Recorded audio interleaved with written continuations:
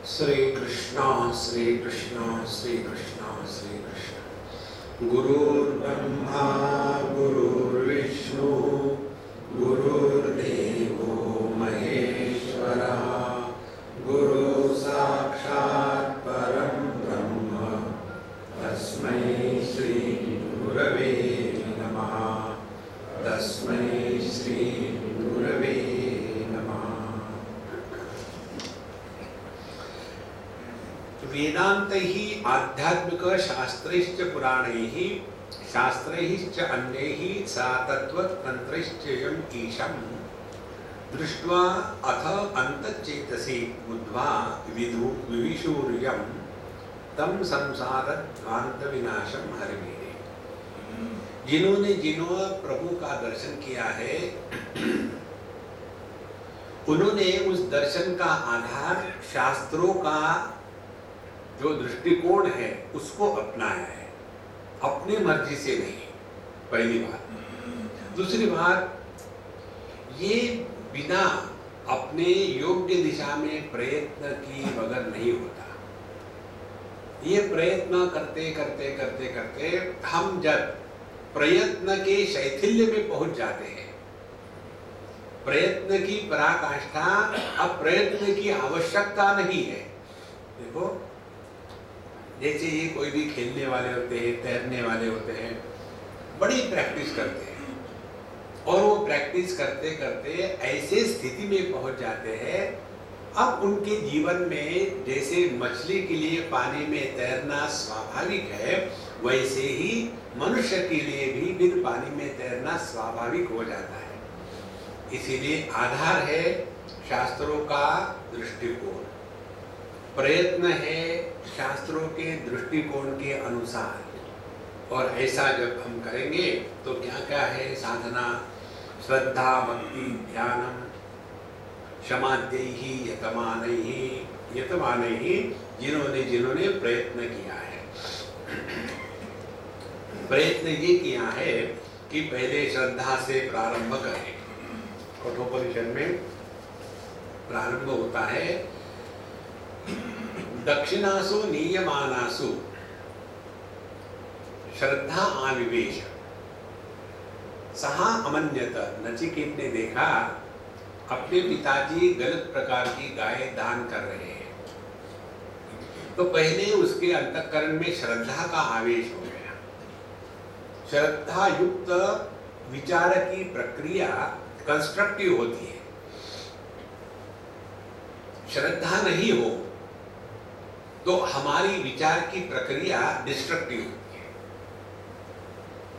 बड़ों के प्रति, शास्त्रों के प्रति, भगवान के प्रति, अध्यात्म के प्रति श्रद्धा होती है, और जो जगत में सामान्य व्यवहार है उसमें प्रेम होता है। प्रेम से श्रद्धा श्रेष्ठ है, क्योंकि प्रेम गौण होता है। गौण माने गुणों पर आधारित। तुम्हारी आवाज बड़ी अच्छी है इसीलिए मैं तुमसे प्रेम करता हूँ, और तुम्हारी आंखें क्रॉस रोड नहीं है इसीलिए तुमसे प्रेम करता हूँ। तो यह जो गुणों पर आधारित है वह प्रेम है, और जिसके प्रति प्रेम होता है उसकी हर चीज अच्छी लगती है।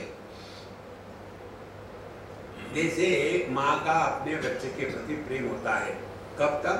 जब तक कि वो बच्चा गोद में बैठकर रहता है तब तक। जहां बच्चा इंडिपेंडेंट हो गया फिर माँ का उसके ऊपर में अधिकार शुरू हो जाता है। और पहले जिस बच्चे की हर चीज अच्छी लगती थी, अब उसी बच्चे की हर चीज गलत लगती है। कारण क्या है? अब प्रेम सूख गया है।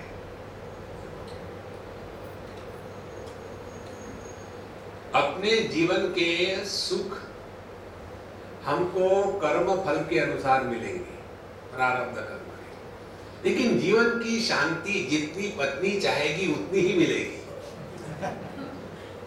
उसमें कर्म फल नहीं काम करता।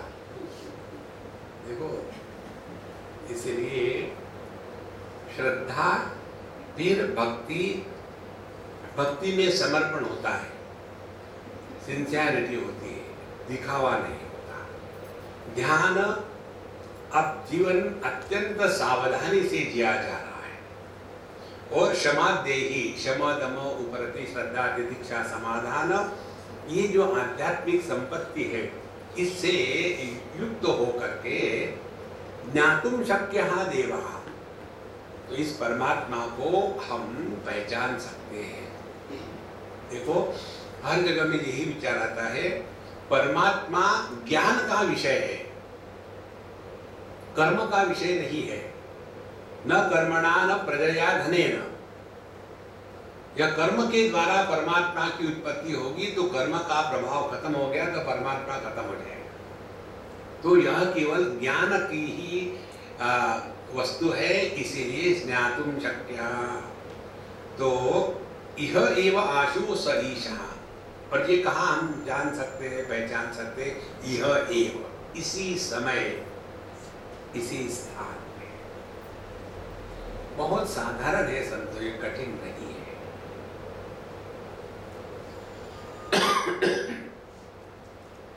एक पत्नी को मैं स्त्री हूं ये जानने के लिए प्राणायाम करना पड़ेगा क्या?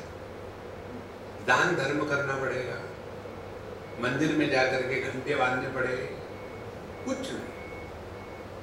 तो उसको क्या करना पड़ेगा? 2 क्षण के लिए इतनी याद रखे कि पति यह एक कल्पना है, वास्तविकता तो कल्पना को सत्य न माने, बस, और कुछ नहीं है। इसी प्रकार से दुर्विज्ञेयो जन्मशतैहि च अपि विनातैहि, लेकिन जिनके अंतःकरण में ये साधना के गुण नहीं है उनके लिए दुर्विज्ञेयः, यह अत्यंत कठिन है। तद दूरे तद्वरन्तिके, उपनिषद कहती है परमात्मा बहुत दूर है और बहुत नजदीक है। ये कैसे हो सकता है? जो अधिकारी नहीं है, जो अज्ञानी है, जो साधना से भाग चुके हैं, उनके लिए परमात्मा बहुत दूर है, और जो अधिकारी है, साधना में लगे हुए हैं, उनके लिए परमात्मा बहुत नजदीक है। तो दुर्विज्ञेयो जन्मशतै अपि विनातैहि तं संसारध्वान्त विनाशम हरिं ईरे। तो यह जो संसार के अंधकार का मिटाने का एकमात्र उपाय है, उसकी हम स्तुति करते हैं। यहाँ तक हमने कल देखा था। अब 25वें मंत्र में बताते हैं, यस्या तर्क्यं स्वात्म विभूते परमार्थम सर्वं खल्वित्यत्व निरुक्तं श्रुतिविद्भिः तज्जातित्वाद्दब्ध तरंगा मम भिन्नं तं संसारध्वान्त विनाशं हरिमीरे। श्रुतिविद्भिः, जिन्होंने शास्त्रों के सिद्धांत को, ज्ञान को अपने जीवन में, अनुभूति में उतारा है, उनको कहते हैं श्रुतिवद्भिः। तो जिन्होंने श्रुति के ज्ञान को श्रवण मनन निधिध्यासन और योग्य प्रकार के साधना के द्वारा जीवन में उतारा है, वे क्या कहते हैं? कि उन्होंने निरुक्तम, उन्होंने स्पष्ट रूप से कहा है। देखो, उक्तम माने कहा है, निरुक्तम माने निश्चयेन उक्तम। उनके मन में इसके बारे में कोई डाउट नहीं। हाँ, भगवान होना तो चाहिए, अब कहाँ है, ढूंढो, बाकी सब ठीक है। नहीं। एक बार विवेकानंद ने रामकृष्ण परमहंस को पूछा था कि आपको माँ की अनुभूति कैसी होती है? बोले, जैसा मैं तुमको देखता हूं ना वैसे। देखो, कोई भी उसमें संदेह नहीं है। संदेह युक्त जो ज्ञान होता है वह तो अज्ञान है, अपूर्ण ज्ञान है। तो श्रुतिवद्भिः निरुक्तम, शास्त्रों को जो जानने वाले हैं उन्होंने स्पष्ट कहा है। क्या कहा है? कि स्वात्म विमूते है परमार्थम यस्य अतर्क्यं खलु सर्वम इति। यह संपूर्ण जगत केवल परमात्मा मात्र है। किसी अहरे गहरे रत्तू गहरे नहीं कहा है। जो शास्त्र के सिद्धांत में निष्ठावान है, अनुभूति में लबलब हो गए हैं, उनके ये वाक्य है कि यह जो अतर्क्य, ये बिना तर्क के, ये तर्क के परे है। देखो हमारे जीवन में जो एक समस्या आती है वो यही समस्या है कि हम हर चीज को तर्क से जानना चाहते हैं। और तर्क का अधिष्ठान क्या है? तर्क का अधिष्ठान है बुद्धि। अच्छा, लगाओ तर्क, बहुत अच्छी बात है, लगाओ। कहाँ लगाओ? अब ये सिद्धांत समझने के लिए यहां लगाओ। देह हमने पैदा नहीं किया, देह हमारी बात मानता नहीं, इसीलिए हम देह नहीं हो सकते, तर्क सिद्ध हो गया। लगाओ इसको, लगा दिया। ये देह मैंने पैदा नहीं किया, ये देह मेरी बात नहीं मानता, इसलिए मैं वो नहीं हूं, ये इसका अर्थ नहीं है। अपने देह की बात हो रही है। देखो, I am not the body, I am not the mind, I am not the intellect. Mechanically, you know, like a tape recorder, उससे कुछ नहीं होता। इसलिए यस्य अतर्क्यम, ये तर्क के परे है। और यदि परमात्मा तर्क के परे है तो तर्क लगा करके हम परमात्मा से दूर चले जाएंगे। और जहां जहां हमने तर्क नहीं लगाया, जो जैसा है वैसा स्वीकार किया, उसके पश्चात फिर हम उसके साथ कैसा व्यवहार करना है ये निर्णय लेते हैं। देखो उदाहरण हमने आपको कई बार दिया है, अग्नि गर्म क्यों है?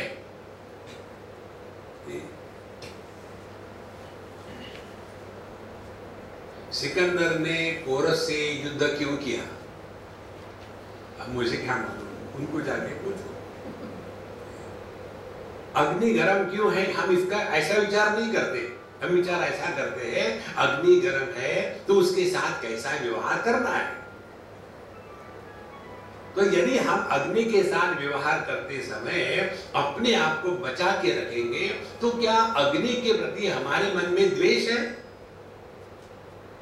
देखो इसी प्रकार से ये जगत में जो रहने वाले लोग हैं, अब आपको पता है अमुक अमुक व्यक्ति इस प्रकार की विकृति है। अब यदि कोई विकृति युक्त हो तो वो ऐसा क्यों है ये विचार नहीं करना है, वो ऐसा है स्वीकार करके उससे अपने आप को बचाओ। ये है साधना की प्रक्रिया, तर्क नहीं लगाना है। देखो अतर्क्यम, तो जहां हमने साधना के पक्ष में पदार्पण किया है, सबसे महत्व की बात अपने आप को बचाओ। अपने आप को बचाने के लिए पहली बात, दुनिया को सुधारने का प्रयत्न ना करें। दूसरी बात, दुनिया से 1 किलोमीटर दूर रहे। तीसरी बात, किसी को खुश करने का प्रयत्न ना करें। जहां भगवान फेल हो गए हैं, हम सक्सेसफुल नहीं हुए।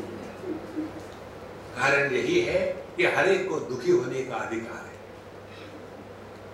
हम यदि दुखी होना चाहते हैं, आपको क्या लेना है? हम दुखी हैं तथा देखो संतो, तब जा करके हम अपने स्वरूप के प्रति समर्पित हो जाएंगे। यस्य अतर्क्यम स्वात्म विभूतेः परमार्थम सर्वं खलु इति अत्र निरुक्तम श्रुतिवद्भिः। तो जिन्होंने इस शास्त्रों के अध्ययन से स्वरूप को पहचाना है, उनके ये वचन है, स्पष्ट वचन है, यह संपूर्ण विश्व केवल परमात्मा मात्र है। केवल परमात्मा है, इसका अर्थ हम लोग कैसा करते हैं? जैसा अर्जुन ने किया। जब विश्वरूप का दर्शन भगवान श्री कृष्ण ने अर्जुन को दिखाया तो पहले पहले बड़ा सुंदर ट्रेलर दिखाया।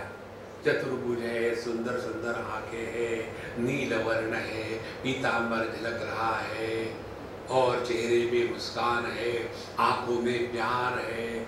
आहा आहा भगवान मैं धन्य हो गया। जैसे ये धन्य हो रहा था, उसी समय भगवान ने अपने जो उग्र रूप है उसको दिखा दिया कि इसी मुख में जो इतना प्यारा था और बड़ा सुंदर था। उसी में अब मुंह खुल गया, उसमें द्रोणाचार्य, भीष्माचार्य, जयद्रथ इत्यादि सभी रथी महारथी अंदर घुस रहे हैं और इनके बड़े बड़े दांत उनको चबा रहे हैं।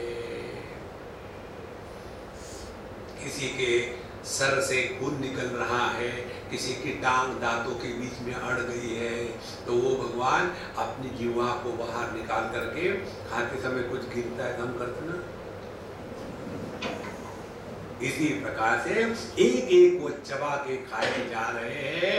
जब ऐसा हो, भगवान को उग्र रूपो, ये सब दुनिया डर रही है आपको देख करके, और असल में बात ये है कि मैं भी डर रहा हूं।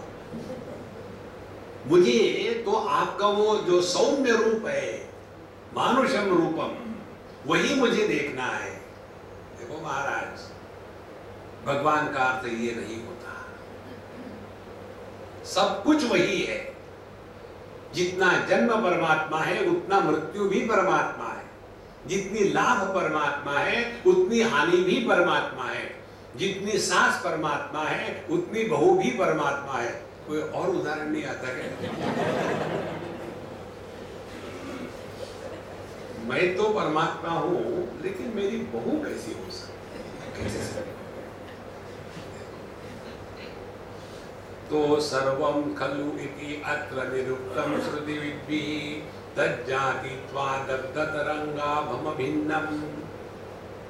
अब क्योंकि यह जगत तज्जातित्वात् उसी परमात्मा से ही प्रकट हुआ है, तो ये जगत परमात्मा से अभिन्न है। देखो, जैसे सुवर्ण से आभूषण निर्माण हुए हैं, तो आभूषण सुवर्ण से भिन्न नहीं है। लेकिन भिन्न क्यों लगते हैं? आभूषणों में जो भिन्नता है वो उनके नाम रूप को महत्व देने के कारण है। एक साधारण स्त्री जब गहने की दुकान में जाती है तो उसका ध्यान होता है उसके नाम रूप के तरफ, आभूषणों के, कितना अच्छा दिखेगा, क्या अच्छा दिखेगा।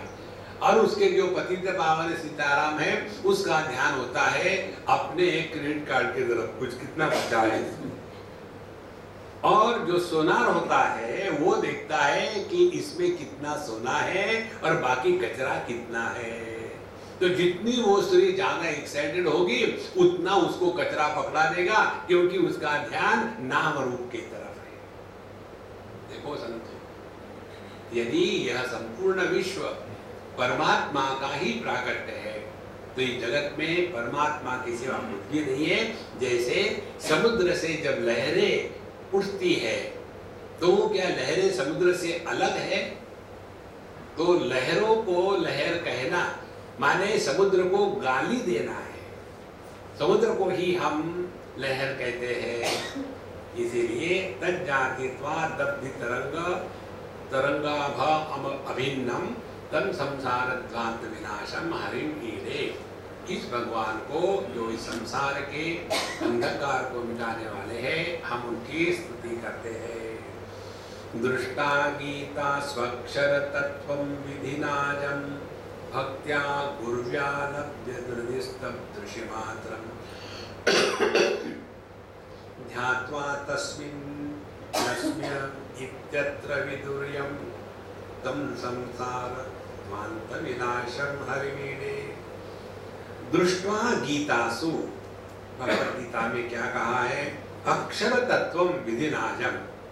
विधिना भगवान ने भगवद गीता में स्पष्ट बताया है अजम अक्षर तत्वम। जो अज, अज माने जिसका जन्म नहीं हुआ, अजोपि सन् नव्ययात्मा भूतानाम ईश्वरोपि सन्, तो जिसका कभी जन्म नहीं हुआ, यह जो अक्षर तत्व है। देखो, द्वौ विमो पुरुषो लोके क्षरश्चाक्षर एव च क्षरः सर्वाणि भूतानि कूटस्थः अक्षर इति उच्यते। तो यह जो अक्षर तत्व, जो अज है, जन्म रहित, आदि रहित जो तत्व है, यह भगवद गीता में स्पष्ट रूप से है जो बताया है। कहते हैं भक्त्या गुर्व्या लभ्य हृदिस्थम दृशिमात्रम। यदि हमारे हृदय में भगवान के प्रति प्रगाढ़ भक्ति हो तो गुरु का शब्द दो अर्थ है, एक तो है बहुत और एक है गुरु। तद्विज्ञानार्थं गुरुमेवाभिगच्छेत्, मुण्डकोपनिषत्। तद्विद्धि प्रणिपातेन परिप्रश्नेन सेवया उपदीक्षन्ति ते ज्ञानं ज्ञानिनः तत्वदर्शिनः। चौथे अध्याय में भगवान कहते हैं उस तत्व को पहचानने के लिए तद्विद्धि प्रणिपातेन परिप्रश्नेन सेवया। प्रणिपातेन नमस्कार, नमस्कार का अर्थ नहीं 24 घंटे हाथ पैर को पोंछते रहो, वो नमस्कार नहीं है। फिर नमस्कार का तात्पर्य है अपने मय को मिटा देना। नमस्कार का एक अर्थ है न म न, जिसमें मन गायब हो गया है। हम मन मानी करते हैं, जो बताया है वो थोड़ी करेंगे और कहेंगे हम तो बड़े भगत हैं, हम बड़े शिष्य हैं। देखो, कोई हमारा शिष्य है ऐसे गुरु जब स्वयं कहता है ना, तब वो शिष्य सार्थक होता है। हम ही कहेंगे हम तो उनके शिष्य हैं, उनको पूछो वो कौन है, मेरा प्रारब्ध है।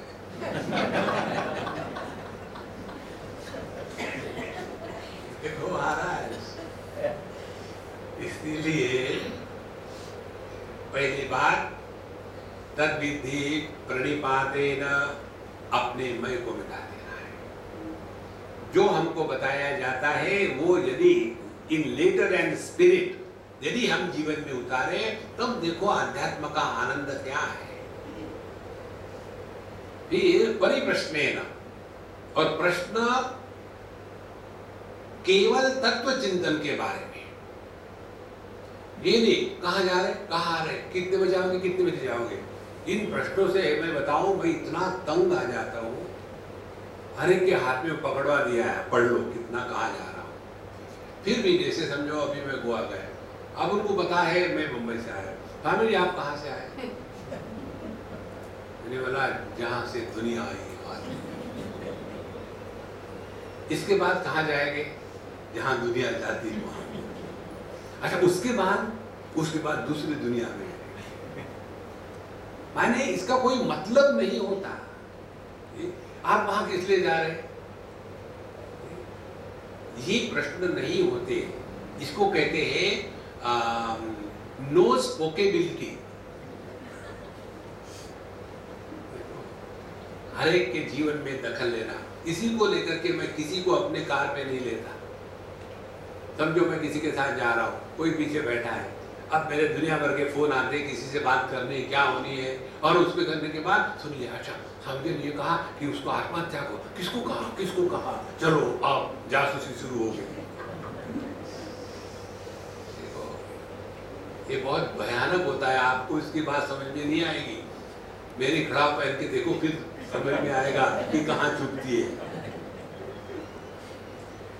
तो परिप्रश्नेन सेवया, और सेवा किसको कहते हैं? सेवा कहते हैं जिसके द्वारा जिसकी सेवा करी जाती है वो खुश हो, उसको सेवा कहते हैं।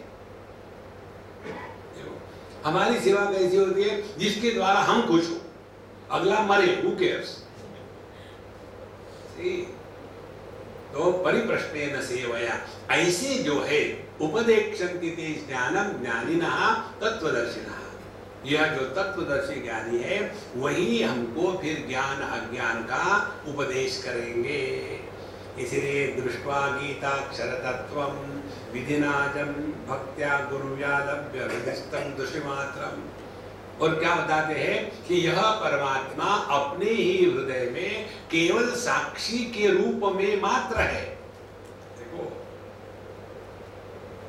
ध्यान से सुनना, परमात्मा साक्षी के रूप में, इसका अर्थ ऐसा मत करना कि एक कटोरी में चने रखे हैं, एक चना जो है वो परमात्मा है, इसका अर्थ नहीं है। इसका अर्थ ये है सुवर्ण आभूषणों में साक्षी के रूप में रहता है। एक आभूषण का आकार मिटा दिया, दूसरा निर्माण किया, इसका उस सुवर्ण पर कोई प्रभाव नहीं, उसको कहते हैं साक्षी। तो हृदय अपने हृदय में हृदयस्थम दृश्य मात्रम केवल साक्ष्य मात्र है। ध्यात्वा तस्मिन् अस्मि अहम इति यत्र विदुर्यम्, ध्यात्वा तस्मिन्, अब यहां हमको ध्यान लगाना है। जो शब्द का होना और शब्द का अभाव, इन दोनों को प्रकाशित करता है।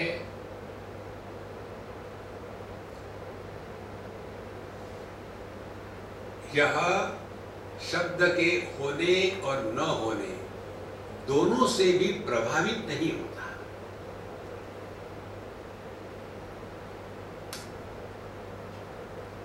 इसमें करना कुछ थोड़ी है।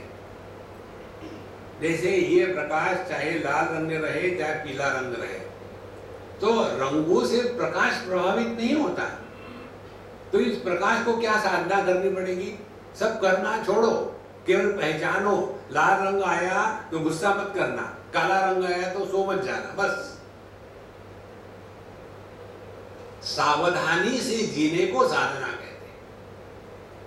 हमारे जीवन में सावधानी नहीं है, तो ध्यात्वा तस्मिन् अस्मि अहम इति यत्र विदुर्यम्, तो इसमें अपने आप को लगा करके जिन्होंने यह जो हृदय में उपलब्ध साक्षी चैतन्य है वही अपना स्वरूप है, इस प्रकार से जिन्होंने जाना है, उस हरि को जो संसार के अंधकार को मिटाने की एकमात्र दवा है, उनकी हम स्तुति करते हैं। क्षेत्रज्ञत्वं प्राप्य विभु पंचमुखैर्यो भुंक्ते जस्रं भोग्य पदार्थान् प्रकृतिस्थः, क्षेत्रे क्षेत्रे स्विन्दुवदेको बहुधास्ते तं संसारध्वान्त विनाशं हरिवीरे।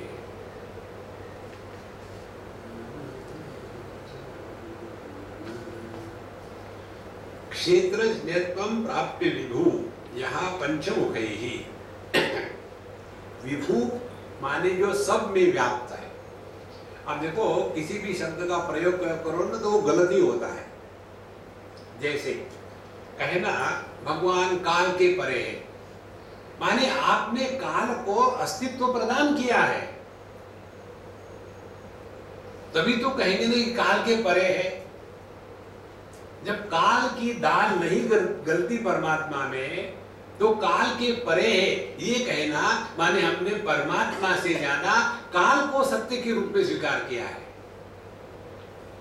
इसी प्रकार से ये कहना कि परमात्मा हर जगह है, इसका मतलब जगह हो गई सत्य वस्तु और उसमें परमात्मा को रख दिया है, वो भी गलत है। इसी प्रकार से परमात्मा सर्वव्याप्त है, जल थल आकाश पाताल में व्याप्त है, माने इसको हमने सत्य माना है और उसमें परमात्मा को भर दिया है, ये गलत है। देखो महाराज, इसीलिए विभु का तात्पर्य है जो एकमात्र है, और इसी एकमात्र में यह अनेकता केवल कल्पित है। ये मालूम है कैसा है? यदि हमने ये कहा चार अज्ञानियों को एक रस्सी चार प्रकार से दिख पड़ी भ्रम के कारण। एक को दिखा सांप, दूसरे को दिखी माला, तीसरे को दिखे भूछिद्र और चौथे को दिखा पानी की लकीर। अब ये रस्सी क्या है जो इन चारों में व्याप्त है? वो रस्सी है। कितनी गलत बात है ये, क्या ये चार वस्तु है? जब ये चार वस्तु है ही नहीं तो उसमें व्याप्त है, ये कैसे गलत सच हो सकता है? फिर सच क्या है? यह एक वस्तु ही सच है, उस पर ये चार प्रतीतियां अज्ञान के कारण, भ्रम के कारण अध्यारोपित करी गई है।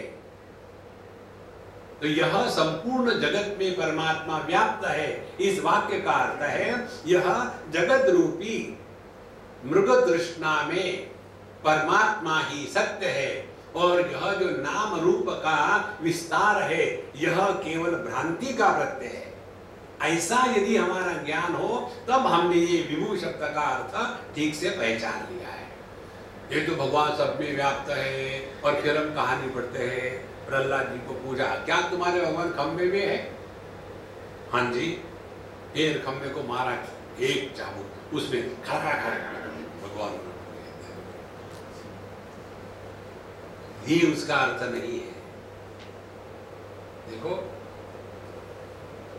सांप के जहर में भी रस्सी है, सांप के दुम में भी रस्सी है।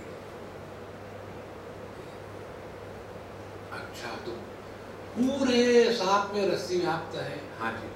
तो फिर उठाओ, आपने वो सांप को उठाया, क्योंकि अभी भी आपको सांप दिख रहा है, तो सांप को उठाया तो फिर भी रस्सी दिखेगी कि सांप दिखेगा? अरे सांप कहाँ गया? अरे बेवकूफ, सांप था ही नहीं।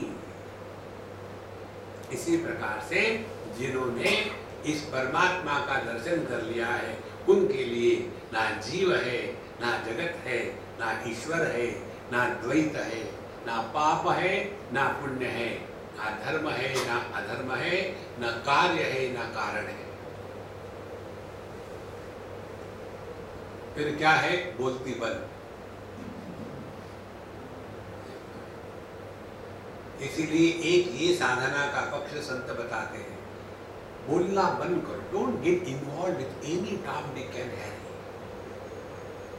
Don't get involve. कहीं भी आ गए, हाँ हाँ गुरु बंधु गुरु बहन, हाथ देंगी तो वही नहीं होता इसमें, गुरु बंधु गुरु बहन। Don't create relations in this. एक बार हमारे स्वामी अखंडानंद जी के आश्रम में वो शांत हो गए, तो एक उनके भगत थे, हमारे अच्छे मित्र थे, अपने ही रहे, वो भी शांत हो गए। तो उन्होंने कहा हम लोग ऐसा करें, एक डायरेक्टरी बनवावे, पूरे जगत में महाराज जी के भगत जहाँ जहाँ है, दिल्ली में, कलकत्ते में, मुंबई में, यूरोप में, यूएसए में, कनाडा में, उसके बाद ऑस्ट्रेलिया में, न्यूजीलैंड में, जहाँ जहाँ महाराज जी के भगत है, उनकी एक इटिनरी पर, एक उनके डायरेक्टरी बनाए। तो समझो वहाँ हम चले गए, न्यूजीलैंड चले गए, तो वहाँ उनको पता, अच्छा यहाँ की ये है, हाँ जाकर उनके यहाँ टिके। एक तो बात ये है कि खर्चा कम, रुपए में कमा करके डॉलरों में खर्चा करना जरा पिंच होता है। डॉलरों में कमाई करके रुपए में खर्चा करने में मजा आता है। तो ऐसा करे। तो वहां के जो महंत जी थे, उन्होंने पूछा, आपका क्या विचार है महाराज जी? हमने कहा देखो, अध्यात्म को रोटरी क्लब का जैसे मत बनाना। रोटरी क्लब की डायरेक्टरी होती थ्रू आउट द वर्ल्ड, और वो जैसे बिजनेस का प्लेटफॉर्म है ना, वैसे ही आध्यात्म भी बिजनेस का प्लेटफॉर्म बन जाएगा। कभी मत करना ऐसा। Do the one, by the one, all alone without getting lonely. ये है आध्यात्म का जीवन। इसलिए विभू का तात्पर्य केवल एक सत्य मात्र है, और इसमें एक में यदि हमको रहना है तो किसी के साथ ना लेना ना देना। ये बहुत आवश्यक बात है। एक जगह सत्संग होता था, वहाँ के जो महात्मा जी थे, उन्होंने बताया कि देखो भैया, आप लोग सत्संग करते हो ना, तो कुछ नियम तो होने चाहिए। बोले हाँ महाराज जी, क्या नियम है? बोले नियम एक ही है, प्रयत्न करो वैसा ही होगा। क्या? सत्संग होने के बाद 1 मिनट भी किसी से कुछ बात नहीं करना, और पहले अपने घर चले जाना।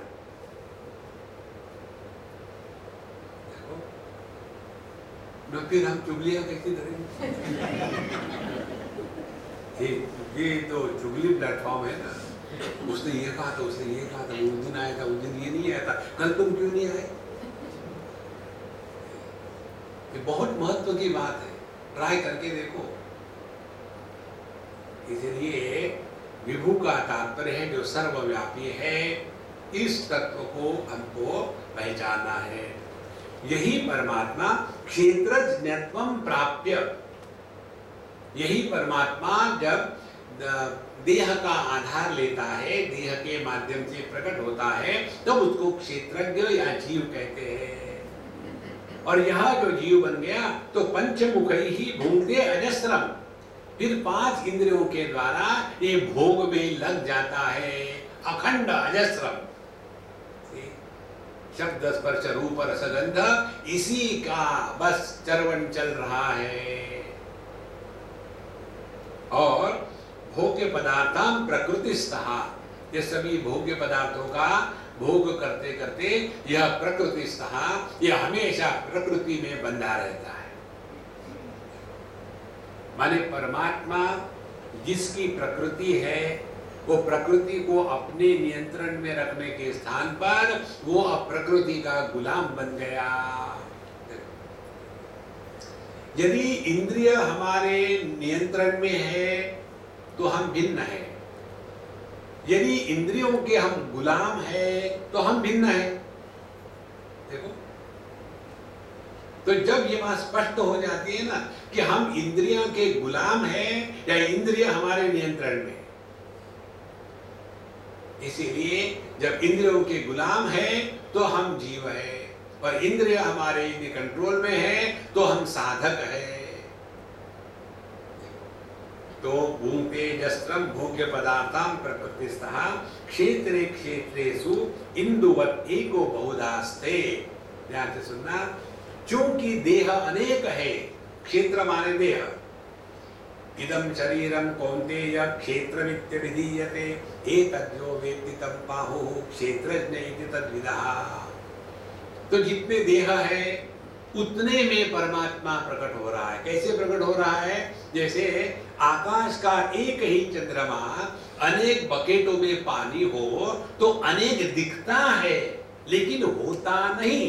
इसी प्रकार से एक ही परमात्मा भिन्न भिन्न देहों के कारण अनेक प्रतीत होता है लेकिन वो अनेक होता नहीं।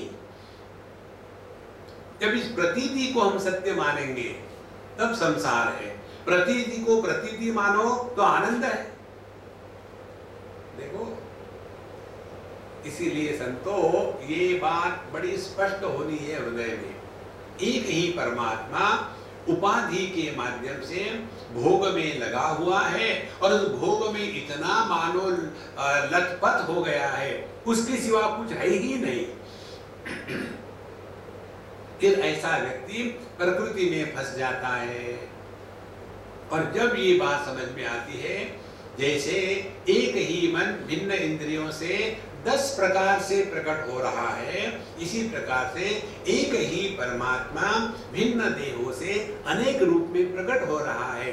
प्राकट्य की अनेकता जो प्रकट हो रहा है उसकी अनेकता नहीं होती। जो प्रकट हो रहा वो एक ही है। देखो, क्षेत्रज्ञत्वं प्राप्य विधुर पंचमुखैर्यो भूंगते जस्त्रं भोग्य पदार्थान् प्रकृतिस्थः क्षेत्रे क्षेत्रे अपसु इंदुवत् एकः बहुधास्ते। जैसे पानी में एक ही चंद्रमा अनेक भासता है, उसी प्रकार से एक ही परमात्मा अनेक रूप से दिखता है लेकिन होता नहीं। इस परमात्मा को हमने जाना, नमस्कार करके स्तुति करके, तब हमारा यह जो संसार का अंधकार है वो नष्ट हो जाएगा। युक्त्यालोड्य व्यासवचांस्यत्र हि लभ्यः क्षेत्रज्ञान्तरविद्धि पुरुषाख्यः योऽहं सोऽसौ सोऽस्म्यहम् एव इति विदुर्यं तं संसारध्वान्तविनाशं हरिमीडे। युक्त्यालोड्य व्यासवचांसि अत्र हि लभ्यः। जब साधक शास्त्रों में जो सिद्धांत बताए हैं तत्व के बारे में जो कुछ बताया है, युक्त्या योग्य प्रकार के प्रक्रिया से उन सिद्धांतों के साथ हमको इंटरेक्शन करनी है। देखो, इंटरेक्शन प्रारंभ होती है श्रद्धा से। परमात्मा है, मालूम तो किसी को नहीं है, देखा किसी ने नहीं है, लेकिन हम स्वीकार करते हैं जो आप्त वाक्य है, जो श्रेष्ठों ने बताए हैं कि भगवान है, हमने स्वीकार किया। कैसे स्वीकार किया? अंध श्रद्धा के द्वारा। जब तक के श्रद्धा से किसी वस्तु की स्वीकृति नहीं होती, तब तक के उसके प्रति हमारी प्रवृत्ति नहीं होती। यदि प्रारंभ में ही ऐसा रहा कि हम तो नहीं विश्वास रखते भगवान पर, यदि ऐसा आपने कहा तो आप परमात्मा के प्राप्ति के लिए प्रयत्न ही नहीं करोगे। देखो, एक योग शास्त्र की प्रक्रिया है जिसमें कायाकल्प होता है, और इस कायाकल्प के द्वारा हम अपने देह के जितने भी सेल्स है, पेशियां है, उन सबको जवान करते हैं, और हम अपनी उम्र कितने ही सालों तक रख सकते हैं। I don't believe in this thing.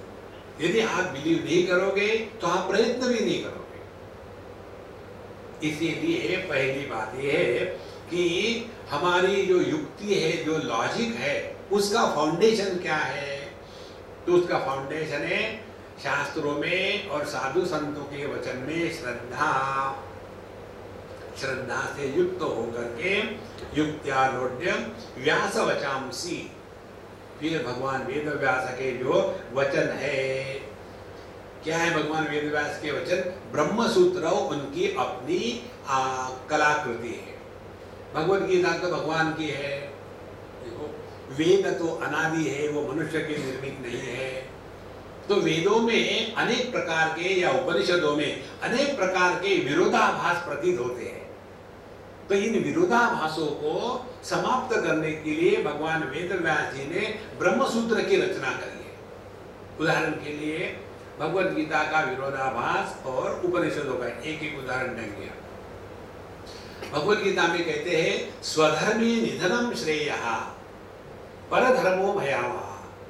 अपने धर्म में रहना यही अपने श्रेयस का मार्ग है। परधर्म, दूसरे का धर्म बहुत ही नुकसानकारक है। एक बार कह लिया, सुन लिया। वही भगवान बिना गुल्ला किए आगे कहते हैं, सर्वधर्मान परित्यज्य मामेकं शरणं व्रज। एक बार तो कहते हो धर्म का पालन करो, दूसरे कहते हैं कि धर्म का त्याग करो। हम करें क्या? तो भगवद गीता में विरोधाभास के सिवा अन्य कुछ नहीं है, ये हमारा कंक्लूजन है। इसी प्रकार से उपनिषदों में आता है, न तत्र चक्षुर्गच्छति न वाक् गच्छति न मनः। और उसी प्रकार से उपनिषदों में दूसरे उपनिषद में आता है, मनसा एव इदम अवाप्तव्यम। एक बार तो कहते हैं जहां मन की पहुंच नहीं है, यतो वाचो निवर्तन्ते अप्राप्य मनसा सह, फिर उसी मन से परमात्मा की प्राप्ति करो। यार आप हमको कंफ्यूज करा रहे हो। तो ये जितने विरोधाभास है, इनको मिटाने के लिए भगवान वेद व्यास की कृति है यह ब्रह्म सूत्र। इसीलिए व्यास वचांसी अत्र ही लभ्यः।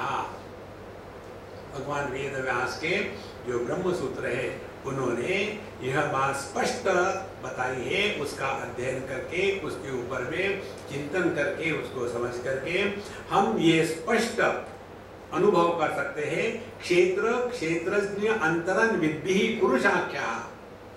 ध्यान से सुनना, पहले क्षेत्र और क्षेत्रज्ञ इनको अलग करना, देह और देही।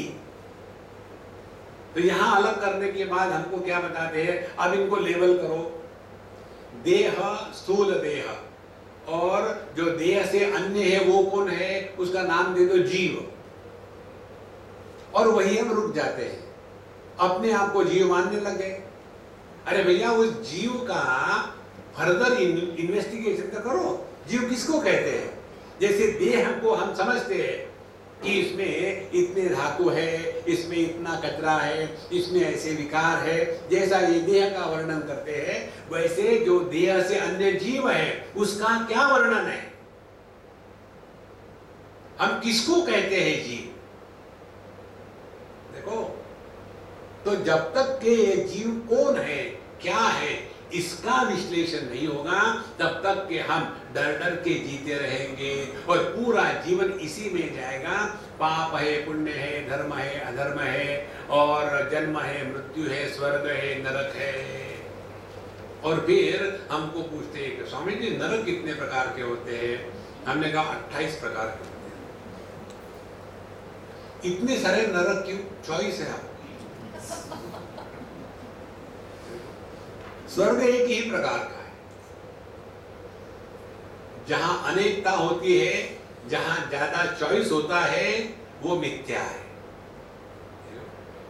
एक बार हम किसी के यहाँ पहुंचे ऑड टाइम, रात को 12-1 बजे पहुंचे, जिस भी कारण से।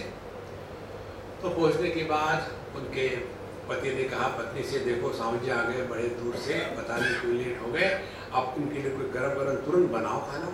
तो बोले हाँ जी बिल्कुल बना दे रहे। और फट से आटा तो गुना हुआ था ही, 2 रोटियां बनाई और 3 सब्जियां रख दी, दाल। तो उसके पति कहते स्वामी जी देखो हमारी पत्नी हमारे लिए एक सब्जी से ज्यादा कभी बनाती नहीं, आप इतने लेट आ गए फिर भी तुरंत 3 सब्जियां बना दी। हमने कहा देखो उसको लगता है कि वो मुझे बेवकूफ बना रही है, लेकिन जो दुनिया को बेवकूफ बनाता है उसको कौन बेवकूफ बनाएगा? बोले मैं समझा नहीं। हमने कहा मैं समझाता हूँ तुमको। उसने क्या किया है, एक ही सब्जी को 3 जगह परोसा है। एक जगह जो सब्जी परोसी उसके ऊपर में ड्रेसिंग के रूप में कोकोनट पाउडर, दूसरे उसमें जो है वो धनिया पाउडर, तीसरे में दोनों का मिक्स कर दिया। दिखने को 3 दिखती है लेकिन अधिष्ठान एक ही है।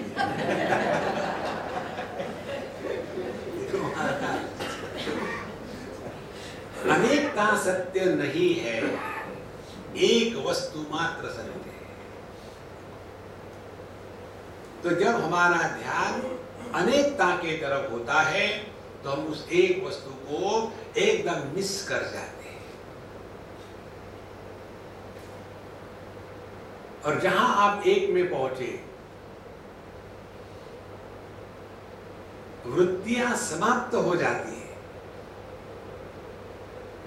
देखो एक घटना हुई, सुबह सूर्य उगा, दूसरी घटना हुई बाथरूम जाना है, तीसरी घटना हुई स्नान करना है, चौथी घटना हुई साबुन लगाया, 5वीं घटना हुई पानी चला गया। संसार।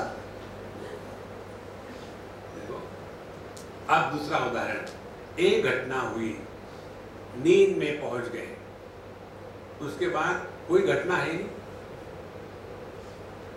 जब कोई घटना नहीं है तो काल का जन्म नहीं हुआ, काल का जन्म नहीं हुआ तो देश का जन्म नहीं हुआ, देश काल नहीं है तो वस्तु नहीं है, देश काल वस्तु का अभाव है। इसके अभाव में भी जो है वो देश काल वस्तु से निरपेक्ष जिसकी सत्ता है वो अपना स्वरूप, इसका कभी अभाव नहीं होता। इसको हमको पहचानना है, और इसको तब पहचानेंगे जब ये देश काल वस्तु व्यक्ति से उपरत हो जाएंगे तब। देखो 2 प्रकार के लोग होते हैं। एक प्रकार के लोग फ्रंट डेस्क पर बड़ा अच्छा काम कर सकते हैं, वेरी सक्सेसफुल। फ्रंट डेस्क माने क्या, जैसे अपने यहाँ शारदा संगीत में है ना, नीचे एक बढ़िया लगाया है, वहां बैठ के काम करने वाले, क्योंकि वहां आने वाला हर एक व्यक्ति नया होता है और एक ही बार आता है, और इसी व्यक्ति को किसी के साथ रह करके जीना हो तो उसका बेचारे का प्रारब्ध। देखो इसीलिए जगत में दुनिया भर के कोई नया मिला, शुरू हो गया, अच्छा अच्छा अच्छा, क्या जरूरी है? अपने आप को अपने वाणी से बचावे, तभी जाकर के हम इस क्षेत्रज्ञ के भेद को पहचानेंगे।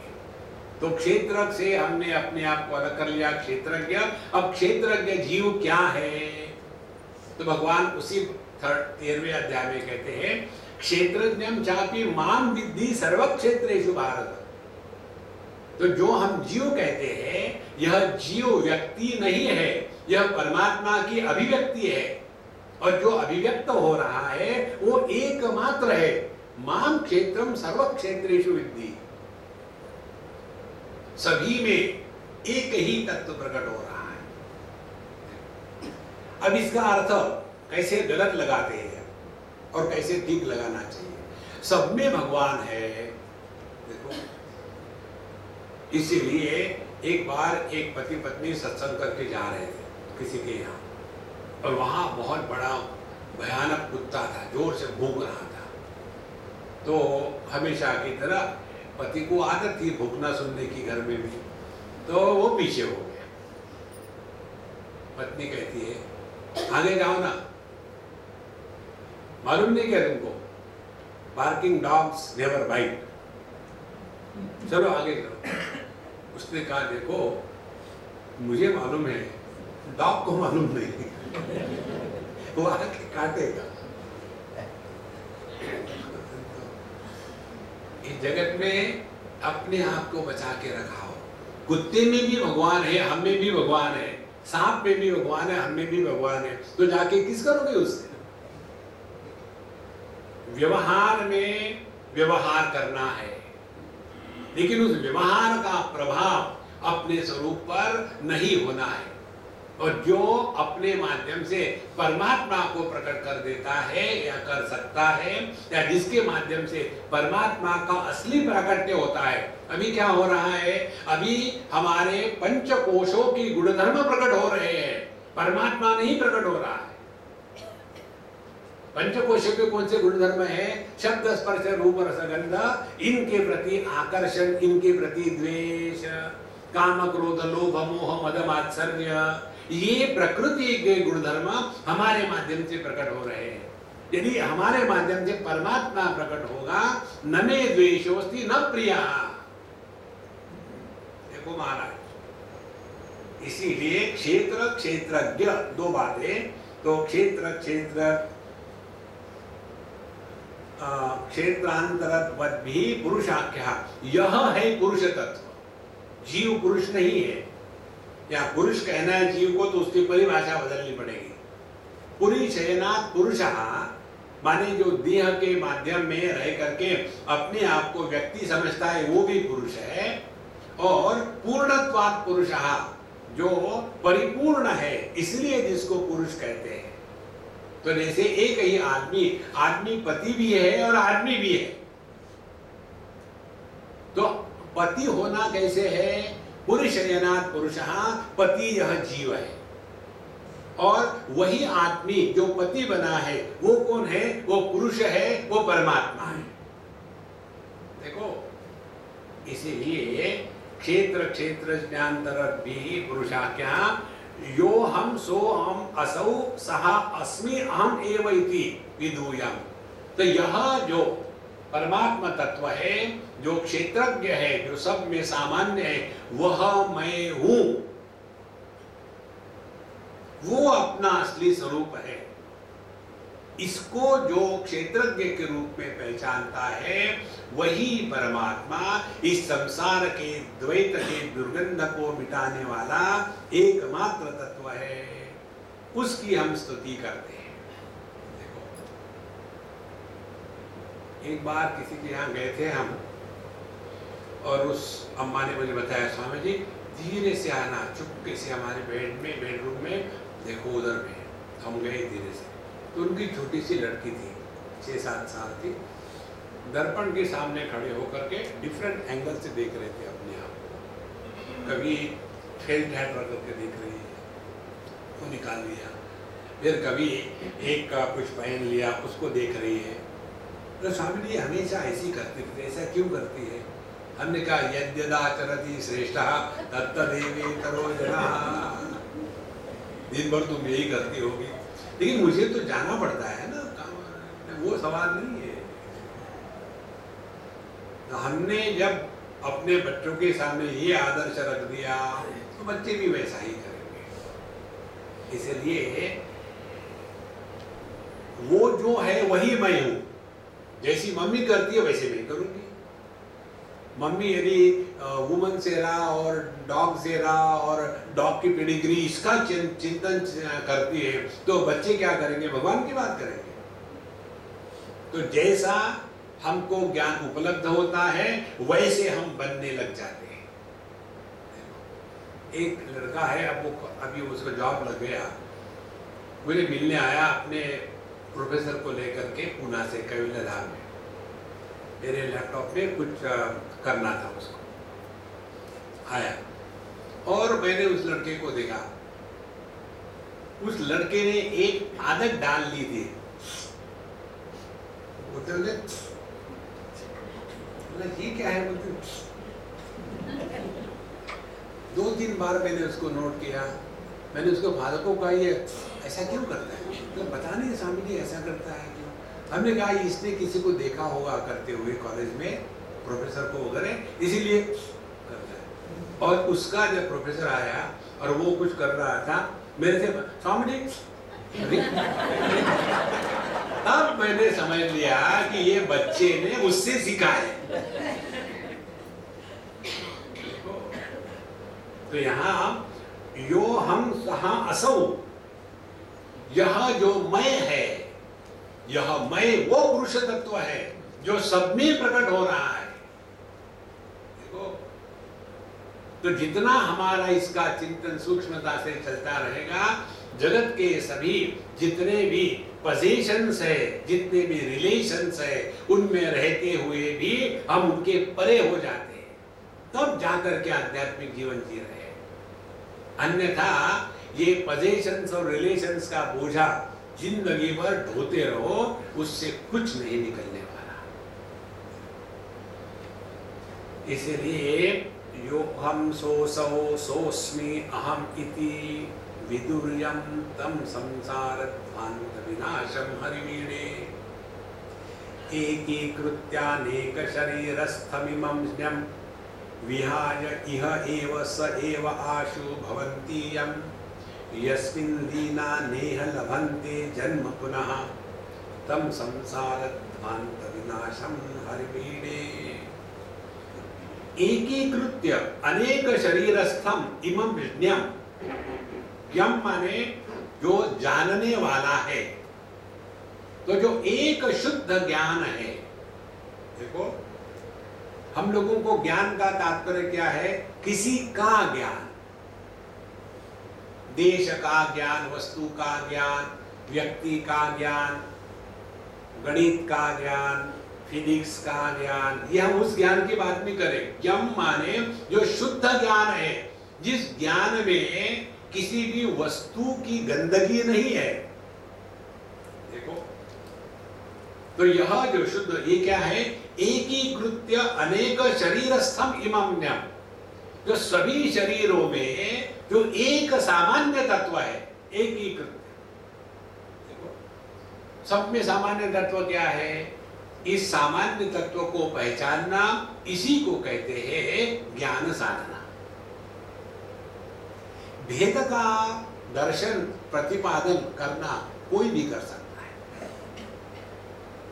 जैसे आपको सब लोगों ने पूछा, हम सब में क्या भेद है बताओ? तो कोई स्त्री है, कोई पुरुष है, एक भेद हो गया। कोई जवान है, कोई बूढ़े है, दूसरे भेद हो गया। कोई पढ़े लिखे, कोई ज्यादा ही पढ़े लिखे है, तीसरा भेद हो गया। सामान्य क्या है? सामान्य क्या है? सामान्य क्या? हम सभी के सभी आप अकेले के कारण परेशान हो रहे हैं। सामान्य देखो, जहां हमारी दृष्टि कॉमन डिनोमिनेटर पर जाएगी, वहां हमने अपने दृष्टि को योग्य दिशा में लगाया है। इसीलिए जब हम दोषों का प्रतिपादन करते हैं तो अंतःकरण में दोष प्रकट हो जाते हैं। एक बार एक लड़की अपने पिताजी के पास गई, जो उस कॉलेज के प्रिंसिपल थे। उसने कहा कि पापा वो जो टीचर है ना, वो बहुत खराब है, खड़ूस है, उनको आप निकाल दो अपने स्कूल से। तो पिताजी ने कहा अच्छा मैं करूँगा, वैसे तुम जो बताती हो उनकी बुराई बताने के पहले मुझे पहले उनके अच्छे कुछ तो पॉइंट हो गए ना, हाँ अच्छे हैं, बोले 10 उनके अच्छे पॉइंट बताओ, तो उसने गिनाना शुरू कर दिया। उनका हैंड राइटिंग बड़ा सुंदर होता है, वो हमारे पर्चे ठीक से देखते हैं, स्पेलिंग भी ठीक करते हैं, बड़े डिसिप्लिन है, टाइम से आते हैं, कभी लेट नहीं हुए, और उनको उनका पढ़ाने का ढंग बहुत अच्छा है। अब 10 बातें अच्छी बताइए, अब बताओ बुराई क्या है। देखो किसी के बारे में 10 अच्छी बातें कहो ना, तो उसी वाणी से बुराई करने को मन खटकता है। नहीं, इतनी अच्छी बातें, एक आध बुराई तो होती है, इसमें नहीं। इससे महत्व क्या है? महत्व यह है अपने मन को खराब मत करे, ये महत्व की बात है। साधना यही है कि जगत में ऐसी अनेक वस्तुएं, व्यक्ति होते हैं कि जो हमारे लिए भगवान भेज देता है साधना करने के लिए। देखो, यदि आप ऐसे परिस्थिति में हो कि आपको परेशान करने वाली कोई वस्तु नहीं, कोई व्यक्ति नहीं, कोई रोग नहीं है, तो ऐसा व्यक्ति साधना करता ही नहीं। लेकिन आपको शादी के पहले साल चंद्रमुखी मिली, वही फिर सूर्यमुखी हो गई, और उसके बाद ज्वालामुखी हो गई। अब ज्वालामुखी के साथ रह करके साधना करना, ये असली साधना है। नहीं तो I am very happy, why? Because my wife is good. Then what is your contribution? If you are happy in spite of your Mahakali, then you are really great. देखो संतो, इसलिए एकीकृत्य अनेक शरीरस्थम इमं स्नेहम, सब में जो एक ज्ञान प्रकट हो रहा है, विज्ञाय इह एव, इसको यही मरने के बाद नहीं। अब देखो 10 मटके हैं, 10 मटकों में 10 घटाकाश है, तो ये 10 घटाकाश एक ही महाकाश है। ये समझने के लिए, जानने के लिए क्या उन घटों को तोड़ने की आवश्यकता है क्या? देखो, इसी प्रकार से देह की अनेकता के कारण उसमें रहने वाला जो ज्ञान है, या उसके माध्यम से प्रकट होने वाला जो ज्ञान है, वो ज्ञान एक है। इसको ग्रहण करने के लिए इनको सबको इकट्ठा करके रस्सी से बांध के रख देने की आवश्यकता नहीं। सभी बिजली के उपकरणों में एक बिजली है, ये समझने के लिए सभी उपकरणों को इकट्ठा लाने की भी जरूरत नहीं।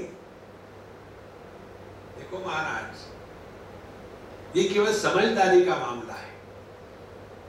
तो विज्ञाय इह एव आशु भवन्ति, और जैसे हमने इसको पहचान लिया तो हम भी वही हो जाएंगे, क्योंकि वो हमसे अलग नहीं है। इसीलिए हमने आपको एक बार बताया था सिद्धांत, जिस ज्ञान में जानना और होना एक हो जाता है, वह है आध्यात्मिक ज्ञान। Where knowing and being is one, that is realization. यदि जाना तो है, लेकिन लोग नहीं समझते कि मैं रियलाइज हूं, उसके लिए क्या करना पड़ेगा स्वामी जी। फिर लोग मुझे बुलाते भी नहीं टीवी पर लेक्चर देने के लिए। आपको कैसे बुलाते हैं, मुझे थोड़ा टिप्स दोगे क्या? क्योंकि आपके जैसा मैं भी ब्राह्मण हूं। देखो संतो, ये नहीं होता ज्ञान। तो विहाय इह एव विज्ञाय इह एव आशु भवन्ति, यस्मिन् लीना न इह लभन्ते जन्म पुनः। देखो, एक ही बार हमको अपने स्वरूप को पहचानना है, उसके बाद फिर उसकी आवृत्ति करने की आवश्यकता नहीं। जैसे लहर जब समुद्र में एक बार मिल जाती है, तो वही लहर बाहर नहीं आती। इसी प्रकार से जीते जी हमने अपने स्वरूप को पहचान लिया, उसके बाद ये देह रहे या जाए, देह को बड़ा आराम मिले या बड़े कष्ट मिले, देह चाहे वाराणसी में गंगा जी के किनारे पड़े या किसी गटर में पड़े, इससे कुछ मतलब नहीं, क्योंकि देह का त्याग पहले ही हो चुका है। देखो संतो, तब जाकर के जीवन में निर्भयता आती है।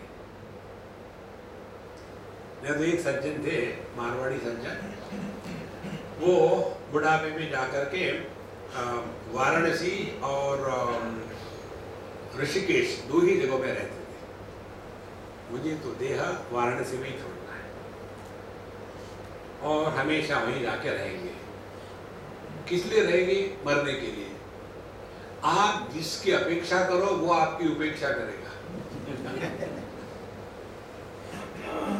अब ये मरेगी क्या करे। फिर एक बार किसी की शादी थी, सोचा श्री के मैं वो शादी अटेंड करके आता हूँ। शादी अटेंड करने कलकत्ते पहुंच गए और मर गए। इतने सालों तक ट्राई किया वाराणसी में मरने का, नहीं मर पाए। एक दूसरे हमारे बाबूजी थे, वो बड़े पक्के, वो कुछ भी हो जाए वो वृंदावन छोड़ने को तैयार नहीं, कुछ भी हो जाए।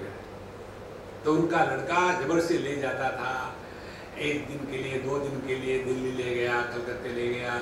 वहां जाने के बाद पहली बात था, मैं वापस कब जा रहा हूँ, तुरंत वापस आ जाएंगे। और जब उन्होंने देह छोड़ा, खाना खाया दोपहर को 1 बजे, और मुनीम को कहा कि जाना मत, थोड़ी देर रुक जाना। खाना खा के बैठे अपने बिस्तर पर, लेट गए, खत्म एक क्षण में। तो देह कहाँ रहे कहाँ पड़े, इसका ज्ञानी को कोई मतलब नहीं होता, क्योंकि उसने अपने आप पहले ही देह का देहात्म भाव त्याग दिया है। यस्मिन् लीना नेह लभन्ते जन्म पुनः। इसीलिए बृहदारण्यक उपनिषद में आता है, न तस्य प्राणा उत्क्रामन्ते। जो योगी होता है उसके प्राण ब्रह्मरंध्र से निकल जाते हैं। भूर्भुवः स्वः महाजनः तपः सत्यम। और फिर वो जो एस्ट्रे बॉडी होती है, एस्ट्रे नहीं, क्या होता है, एस्ट्रल, जो एस्ट्रल बॉडी होती है, वो इधर से उधर से जा रही है। फिर कभी पानी में से भी चली जाती है, अग्नि में से भी चली जाती है, वायु में से भी चली जाती है, पत्थरों में से भी घुसती है, और बड़ा सुंदर उसका एनिमेशन होता है, अवतार के जैसा। और फिर यदि आप योगी नहीं हो, भोगी हो, संसारी हो, तो आपको एग्जिट का दरवाजा ऊपर का नहीं, नीचे का। जैसे वायु विकार हो, अब जब नीचे से निकल गए, अब नीचे से निकल जाने के बाद फिर कहा भूर्भुवः स्वः जनः तपः सत्यम, उच्च लोगों पे नहीं जाएंगे, फिर बन जाएंगे मच्छर, खटमल, या गधे, या घोड़े, या सांप, या बिच्छू, या ककरोच। अरे राम राम राम, इससे कैसे बचिए।